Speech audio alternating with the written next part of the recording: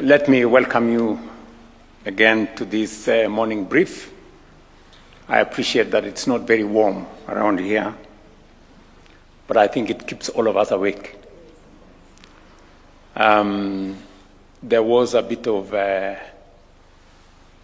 engagement from the birds around here, and I thought there was some distraction. But it is not about the birds, it's about the instructions that were given to them. I think the person who instructed the birds did not give them the correct time. Ladies and gentlemen, the safety of our people on our roads remain a matter of grave national concern. Despite sustained interventions over the years, road accidents and the injuries and loss of life they occasion continue to exert a heavy and unacceptable toll on our nation. Kenya records more than 4,000 road fatalities annually. Last year alone, 5,009 deaths were reported on our roads, an increase, as was said by the Chief Justice, of 261 compared to the year 2024. These accidents and their ensuing fatalities and injuries cost our economy an equivalent of 5% of our GDP, translating to an estimated Kenya shillings 450 billion annually.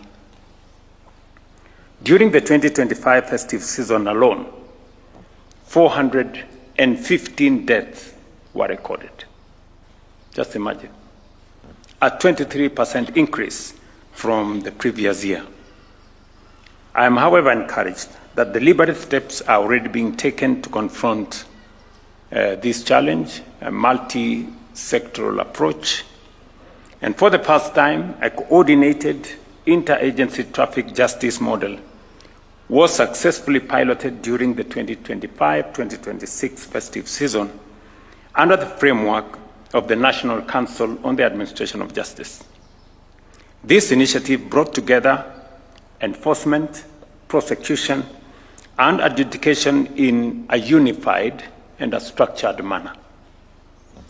Ladies and gentlemen, I am pleased to note that the interventions during the festive season yielded measurable gains.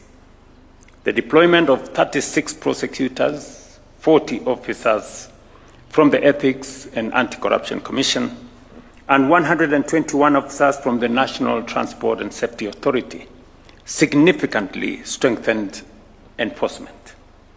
As a result, fatalities involving public service vehicles declined by 10%, largely due to intensified oversight. This initiative has therefore established a viable and replicable national model for managing traffic offenses.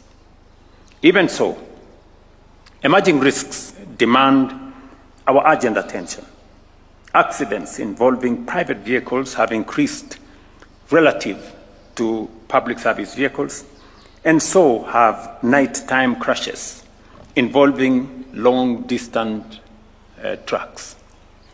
Additionally, border-related accidents continue to pose a persistent and serious threat on our roads. The pilot showed the core drivers of road traffic accidents within the various sectors. Within the justice sector, key factors include weak enforcement, inadequate highway patrols, bribery across enforcement chain, lenient penalties that fail to deter offenders, poor interagency coordination, and gaps in post-crash response. Other major contributors include reckless driving, speeding and drunk driving, poor driver training, widespread unlicensed riding, unroadworthy vehicles, counterfeit spare parts, unsafe road signs, the high vulnerability of pedestrians and motorcyclists. Economic pressures on PSV operators are also contributing to risky behavior.